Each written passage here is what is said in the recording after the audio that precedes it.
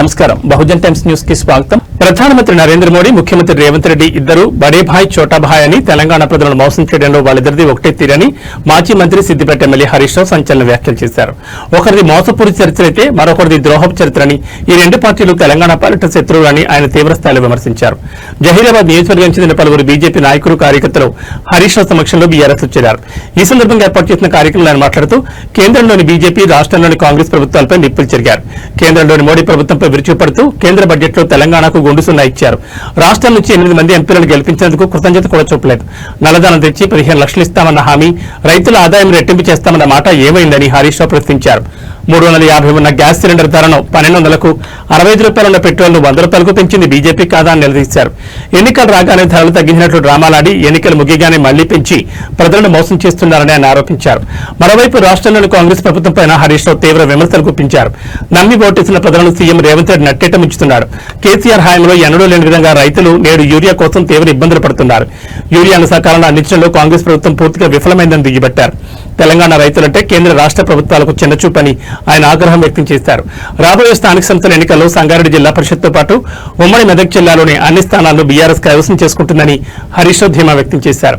కష్టకాలంలో తెలంగాణకు KCR, BRS party మాత్రమే శ్రీరామ్ రక్షని ఆయన స్పష్టం చేశారు.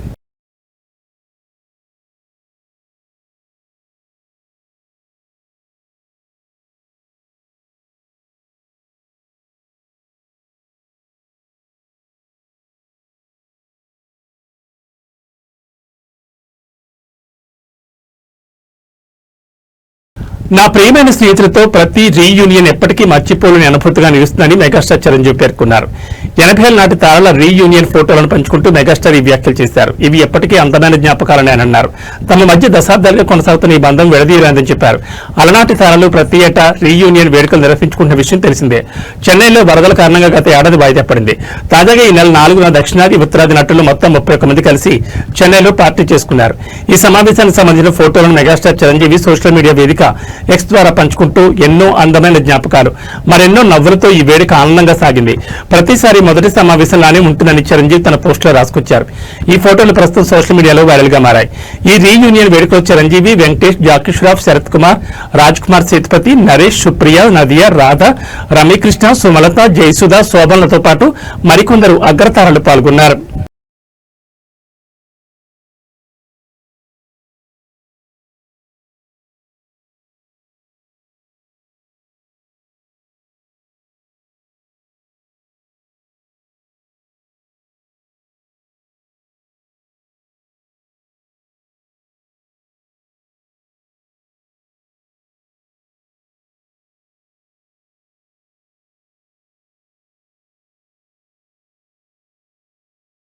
జంట నగరాల్లో సిటీ బస్ ఛార్జీలను పెంచాలని ప్రభుత్వం తీసుకున్న నిర్ణయంపై బీఆర్ఎస్ వర్కింగ్ ప్రెసిడెంట్ కేటీఆర్ తీవ్రస్థాయిలో విరుచుకుపడ్డారు.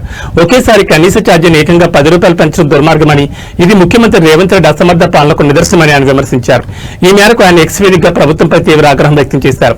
ప్రభుత్వ నిర్ణయంతో పేద, మధ్యతరగతి ప్రజల ప్రయాణికుల జేబులను కొల్లగొట్టాలని చూస్తున్నారని కేటీఆర్ ఆరోపించారు. ఇప్పటికే నిత్యావసరాల ధరల పెరుగుదలతో ప్రజలు ఇబ్బందులు పడుతున్నారని, ఇలాంటి సమయంలో బస్ ఛార్జీలు పెంచడం వల్ల ప్రతి ప్రయాణికుడిపై నెలకు అదనంగా 500 రూపాయల భారం పడుతుందని ఆయన ఆవేదన వ్యక్తం చేశారు. ఈ పరిస్థితుల్లో బడుగు జీవులు ఎలా బతకాలో ముఖ్యమంత్రి సమాధానం చెప్పాలని డిమాండ్ చేశారు.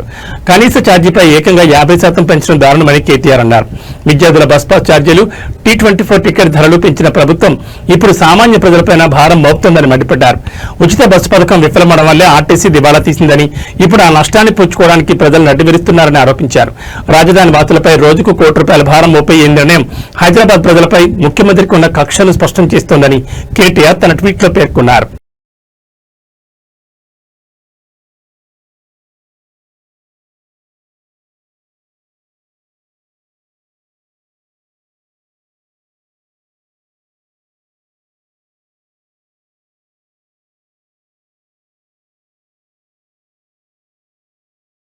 తన స్వీయ దర్శకత్వంలో తెరకెక్కిన కాంతారా చాప్టర్ 1 చిత్రంతో దేశవ్యాప్తంగా గుర్తింపు తెచ్చిన నటుడు, దర్శకుడు రిషబ్ శెట్టి ఆ సినిమా కథ పుట్టుక వెనుక ఉన్న ఆసక్తికరమైన విషయాన్ని వెల్లడించారు.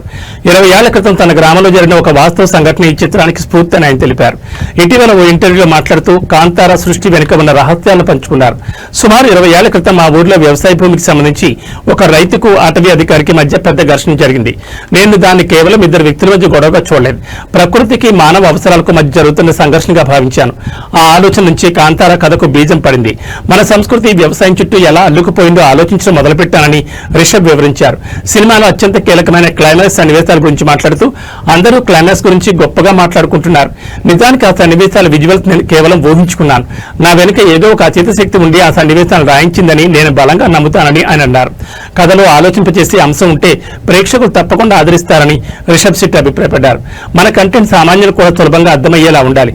అప్పుడే అది ప్రాంతీయ పరిమితులను దాటి అందరికీ చేరువవుతుంది. కాంతార విషయంలో నా నమ్మకం మరోసారి నిజమైందని ఆయన పేర్కొన్నారు.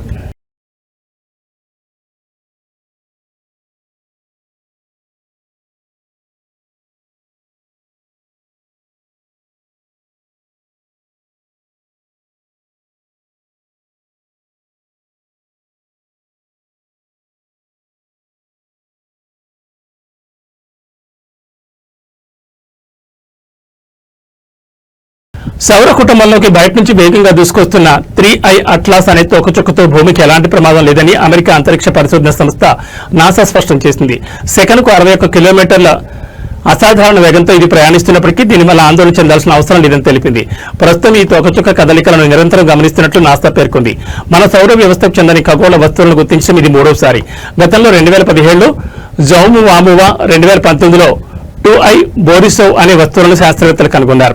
ఇప్పుడు గుర్తించిన 3I అట్లాస్ ను సౌర కుటుంబం బయట నుంచి వచ్చిన మూడో అతిథిగా పరిగణిస్తున్నారు. దీని పేరులోని I అక్షరం ఇంటర్స్టెల్లార్ అని సూచిస్తోంది. ఈ తోకచుక్కను తొలిసారిగా ఈ ఏడాది జూలై 1న చిలీలోని రియో హార్టాడులో ఉన్న అట్లాస్ టెలిస్కోప్ ద్వారా గుర్తించారు. సూర్యుడికి దగ్గరయ్యే కొద్దీ దీని వేగం మరింత పెరుగుతుందని నాసా ఒక ప్రకటనలో వివరించింది. అక్టోబర్ 30 నాటికి ఇది సూర్యుడికి అత్యంత సమీపంగా అంటే సుమారు 21 కోట్ల కిలోమీటర్ల దూరానికి చేరుకుంటుందని అంచనా వేస్తున్నారు.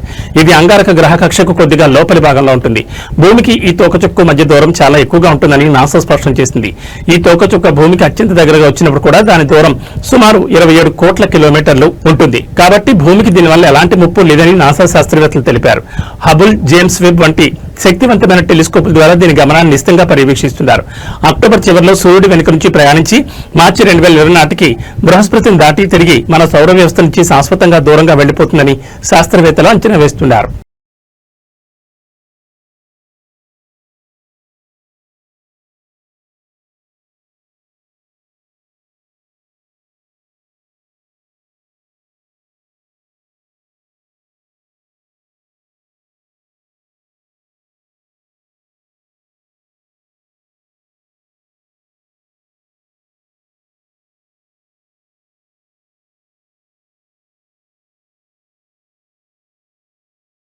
భారత భద్రతకు సంబంధించి సరికొత్త తీవ్రమైన ముప్పు పొంచి ఉందని నిఘా వర్గాలు హెచ్చరిస్తున్నాయి. దాయాద్ దేశం పాకిస్తాన్ తన ఉగ్రవాద వ్యూహాన్ని పూర్తిగా మార్చేసిందని వెల్లడించాయి.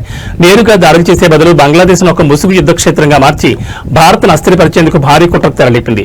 పొరుగు దేశంలో మారిన రాజకీయ పరిస్థితులను తనకు అనుకూలంగా మలుచుకుంటూ పాకిస్తాన్ తన ఉగ్రముఠాలను అక్కడికి తరలిస్తూ భారత్కు పెను సవాల్ విసురుతోందని నిఘా వర్గాలు వివరించాయి.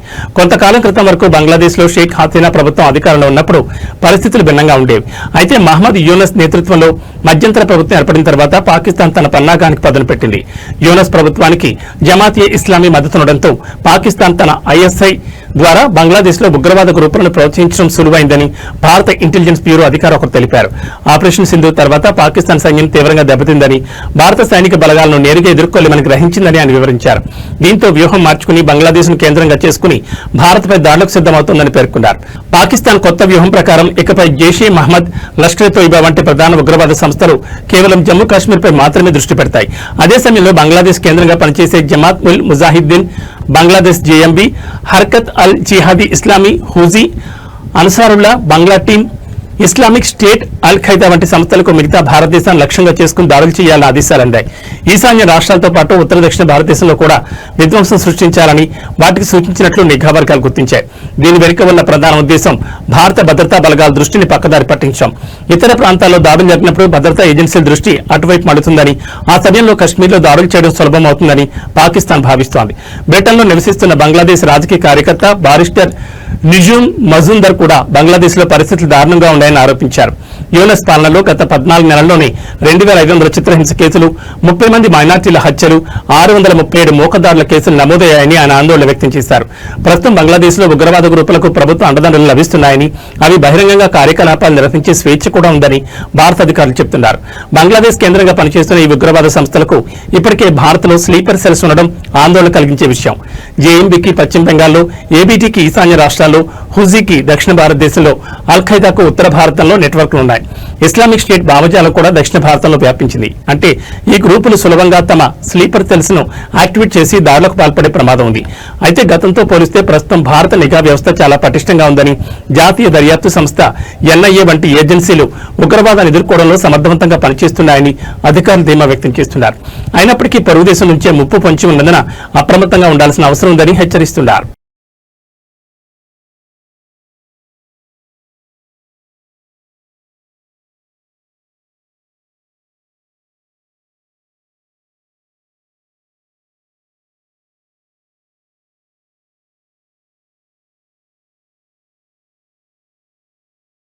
ఇవి బులెటిన్ విశేషాలు. నమస్కారం.